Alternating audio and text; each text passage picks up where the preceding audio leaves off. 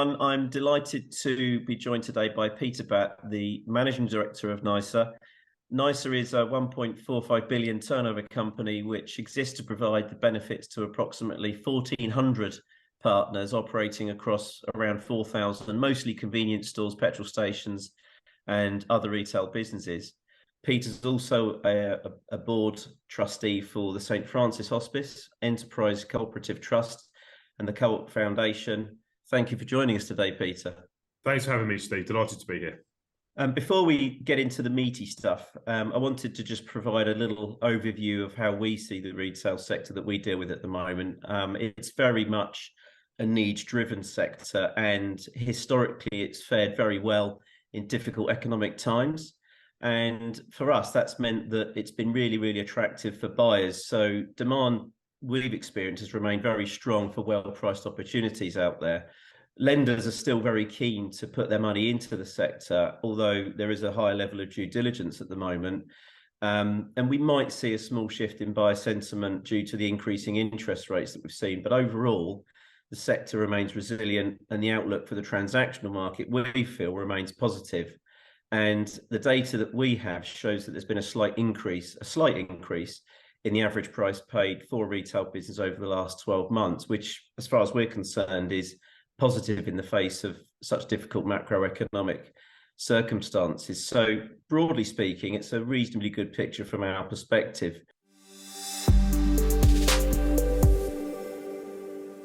As we expected, consumers started to feel the pinch from inflation and increasing costs of living in the latter half of the year in 2022, and they've become a lot more cost conscious as a result of that, which may put some pressure on retailers over the next year.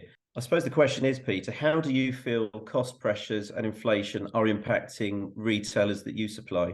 I think if we're going through the curve, I think inflation has now hopefully plateaued. So over the last 12 months, we've seen a change in where volume sells. So clearly people are shopping more into ambient and frozen foods because obviously there's no date code on that, and people are shopping into own brand. So people are making conscious decisions with their shopping lists. I think positively for the independent retailer and the smaller shop, I think it's really encouraging that fuel has been a challenge and people are doing maybe one big shop a month, which we're noticing, and then using the smaller store more local to them for their top up 3 of the 4 other weeks that there wouldn't be a payday. So we see a drop in sales on pay week because obviously the belief is people go to a bigger store and buy a bigger shop and then choose to shop with the independents and the smaller shops during the other 3 weeks. As inflation plateaus out and we get deflation next year and hopefully interest rates drop April or May, I think there may be a step change in what people choose to buy. Online now, we're seeing deteriorate. So online peaked 2 years ago in the pandemic. It was circa 13 to 15% participation when it was 8 to 9% before the pandemic. That's now dropped to 12 or 13% again. So there's 2 reasons to that. One, palpably, there's a cost to shopping online. And 2, I think people are shopping a bit more cleverly. So they may look online and look at the pricing, but they may be walking through the doors, obviously.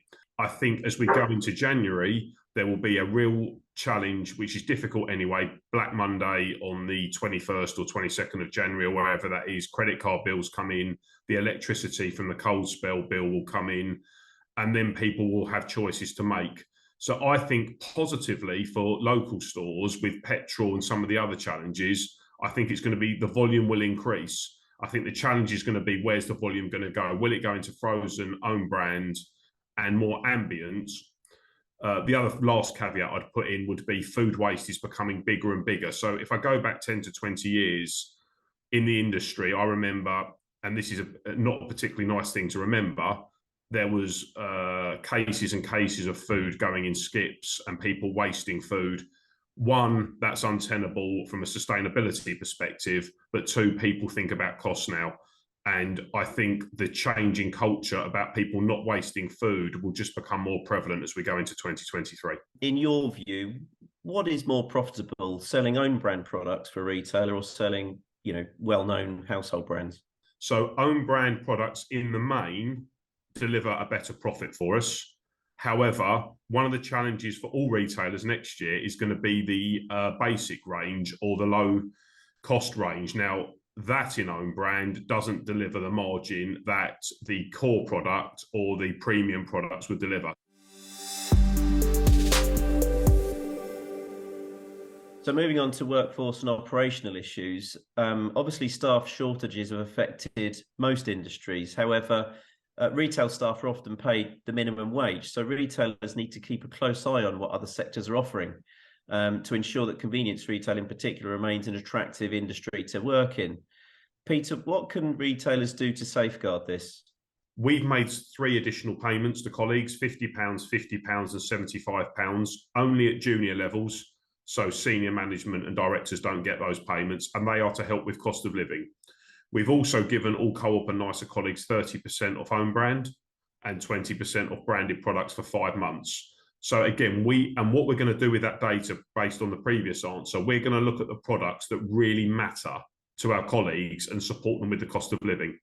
So I think there needs to be a piece of work in the industry, and certainly something I may get involved with over the next 3 to 5 years, about making shop work attractive, passionate, and something that makes a difference. I think during the pandemic, the colleagues got a real lift with, I know the NHS was perceived as the #1 and we gave the round of applause, but actually people recognised that the shops kept open, which served the communities. I think we need to go back to that and take some learnings from the pandemic about how high shop workers were seen.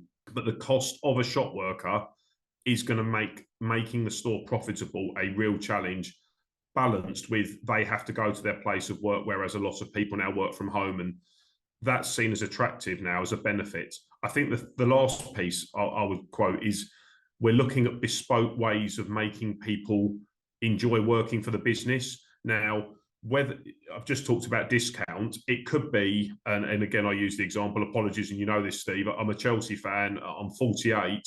What it may be that someone says to me, I work for Nisa, Peter, you're 48, you work for Nisa, you're a Chelsea fan. Do you want tickets off a Chelsea game? Your son's 18, can I get you half-price driving lessons? Instead of giving everyone the same benefits, what benefits will benefit a colleague working in a store that will help them? So if they've got young children, do they get free nappies? Or whatever the case may be. Because if we don't, I'm very, very worried about retention and recruiting the next generation. You and I have worked in the industry and we've had a great life. We really enjoy our jobs. How do we help the next generation and the generation after see how great retail is and how it can bring a great life and you can enjoy your job? One of the things that I think the public perceives might impact staff is self-service checkouts. And we've seen some larger companies introduce such technology, possibly to reduce operating costs, but also improve customer experience. Is this something that Nisa sees as a way to reduce costs? I think as time has progressed, self-checkouts now are an area, me as a customer, I wouldn't use them 5 years ago. I now use them very comfortably. I'm very happy to use them. I don't see them as a challenge, and they do take cost out. The challenge I would put is, depending on the type of store, it will move your leakage up between 0.4 and 0.6%, because obviously, unfortunately, the vast majority of us use the self-scans appropriately, but there are some nefarious characters who would use the self-checkouts and not pay. That causes inventory challenges and obviously means the payment isn't done. But going forwards, it absolutely takes cost out. And when we talk about making sure colleagues have meaningful work and we can pay colleagues the appropriate amount, back in the day, you would have 4 or 5 colleagues on a checkout. We can't afford for that to happen now. Or I always say to customers who don't like self-scan, are you happy to pay £1 extra for that bottle of water or that can of Coke? Because in reality, that's what we're paying for.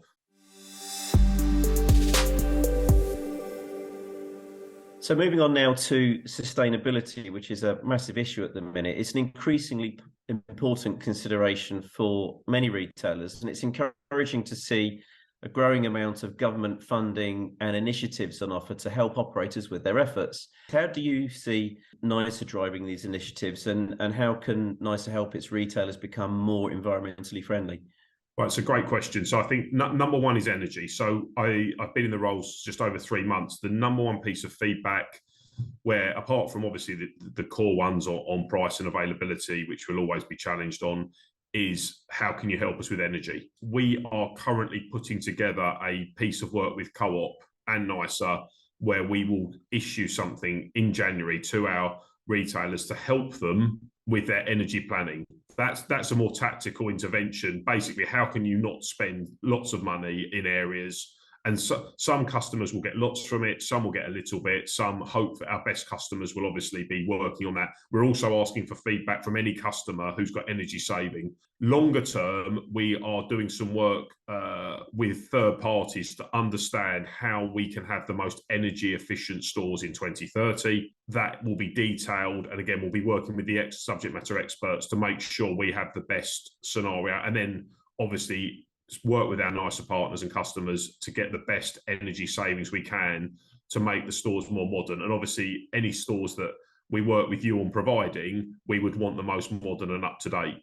With the caveat, of course, what's modern and up to date in 2023 won't be modern and up to date in 2027. So future proofing is important. I think as we move on to DRS, that worries me. Customers tell me if HFSS was perceived as difficult and complex, DRS is another level. That's probably my biggest concern. If I wanted one Christmas present this year, it would be DRS to be simpler. My worry is A, customers won't understand it, and B, customers are going to have to pay more.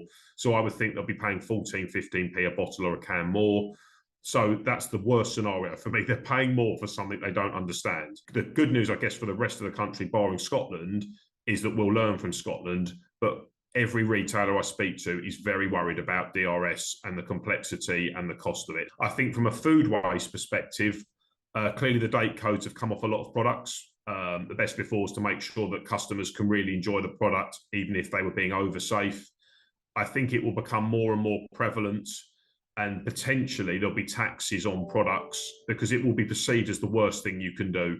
When people are struggling for food from a sustainability point of view, to be throwing food away will just be not tolerated.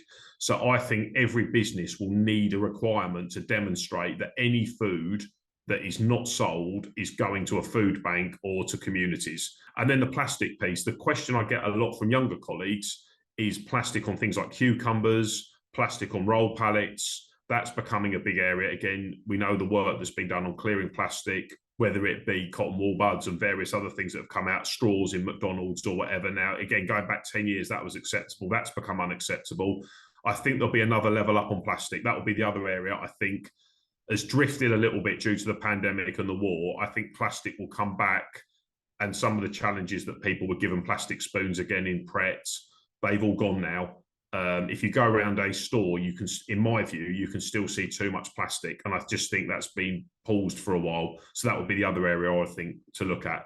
But the youngsters of today, the questions they ask, it will be how sustainable are your products and are you supporting the environment? And if you're not, I'm going to choose to shop elsewhere. So anyone that hasn't got it on their radar for the next 5 to 10 years, I would suggest potentially as part of their business plan would need to review that.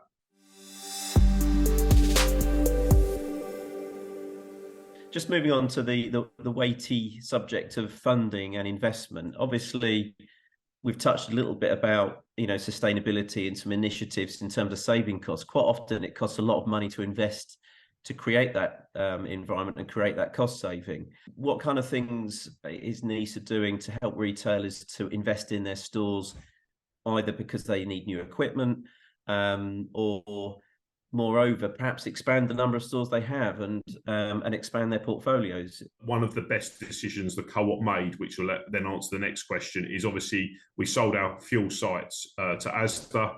That reduced our debt significantly so that our debt is minimal at worst now. We are in a very strong position. So I think one of the things I would suggest, and again, we didn't know interest rates were going to go up and that may challenge other businesses. I think the first thing is any business that wants to invest needs to have its debt at low levels to be able to invest. What we're now doing is looking at what our property portfolio will be like in the next 5 years. Palpably, we are believing that franchise and wholesale is the way forward. That's a strategic decision and pure convenience where the Co-op and Nisa are. So what we're doing is hopefully working with yourselves is to any Co-op site that we deem isn't fit for Co-op, but we believe a franchise or a wholesaler could do better, we are making available for retailers, and there will be lists given out and working together that the volume of Co-op products still stays through the logistics network, but we work with our partners and customers to work on that. I think going on from that, we need to understand things like new fascia, working with suppliers on perhaps some different things like some more modern shopping experiences that customers would do. And we're looking to invest with a number of partners on a trial to understand what the shopping experience, again, not just for 2023, but towards 2025, 2030, etc., would look like. Yeah, 15 years ago, coffee shops, no one drunk in them. I think now coffee shops are now, the spend is higher than a pub. And what's going to be the next coffee shop, and we need to be ahead of the game as to why customers want to come in. And we'll spend money to invest in trials to really understand. So again, go back to my point earlier, it's data-based and subjective rather than objective rather than subjective, to make sure the right decisions are made. And some of it won't be guesswork, but some of it will be, I guess, risk-taking. I think every decision you make, if you becomes true, you haven't taken enough risks. And I think we need to try some things. And look, if they don't work, they don't work. But we need to understand what the shopping experience of the future is going to look like.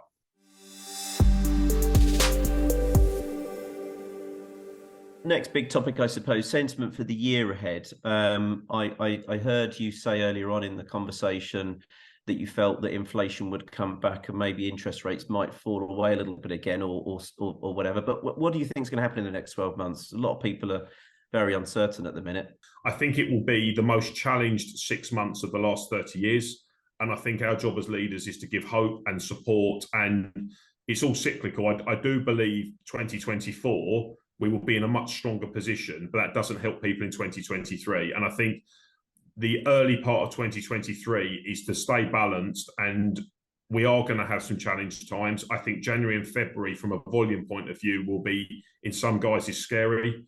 I think people are going to use up their cupboards. I think people are going to check their spending. And that will mean that we don't want to be panicked into making rash decisions when we can see the future's positive in 2024 and beyond.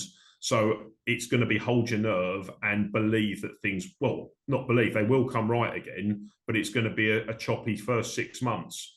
I think how we support with things like pay increases, benefits, and keeping the balance, maybe when the profit numbers for the first quarter aren't what people have expected, not making rash decisions, whether it be debt or spending money, or stop spending money if you're investing, because the first 3 months have been choppy. So that would be my feedback. I think as we go through the summer, hopefully we'll have a good summer. Remembering this will only be the second summer since the pandemic, and last summer was still a bit iffy.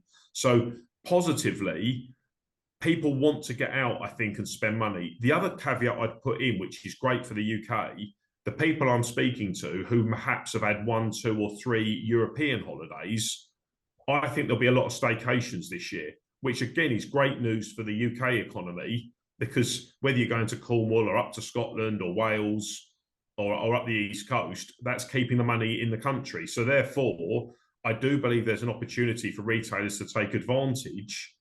And again, the other thing is, if people are eating out 2 or 3 times a week and they only eat out once a week, again, that helps us. So from a food retail perspective and a retail perspective, I actually believe there's a lot of positives in the next 12 months. I'm aware that people are going to keep their money tight. And then I think our job is to make sure that we're clear on 2024 and 2025. And beyond that, do you see there a situation where there could be deflation in prices? Because obviously we will have seen by then some significant rises. Do you see it coming back again? On the core ambient products, absolutely. I think there are areas such as milk, which I would deem as being underpriced and undervalued for 30 years. Some prices have refound their value. Bread would be the same. And we all know about the egg scenario at the moment. I think, again, farmers are realising perhaps that they could have charged more.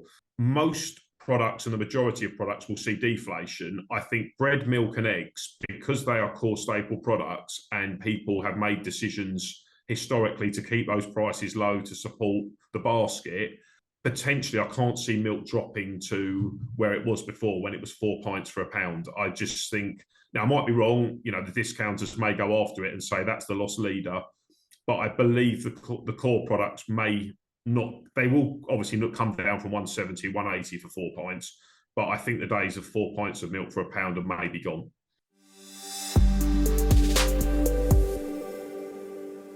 Final major point, expansion and development plans. What's your outlook for growth and expansion beyond, let's call it that tricky period over the next 12 months? You know, the ACS have got a view based on data where they see grocery sales going.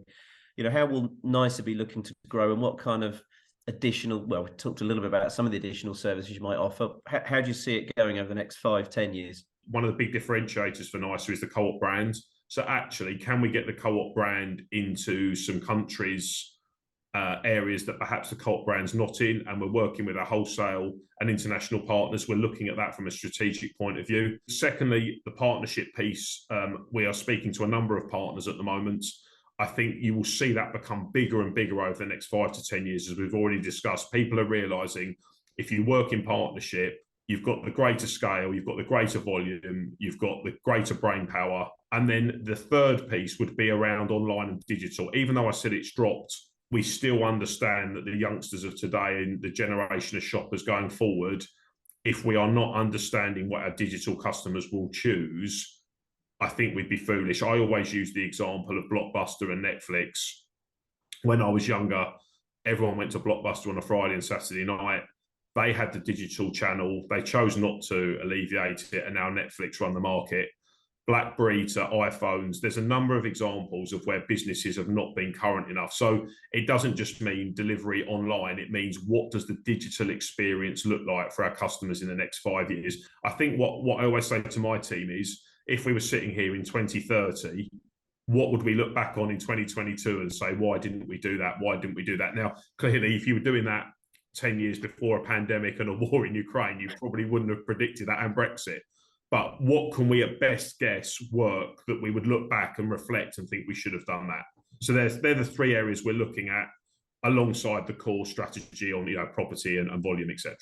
Look, Peter, you've shared some incredibly insightful information with us today. I'd like to thank you again for giving up your valuable time for sharing that with us. It's much appreciated.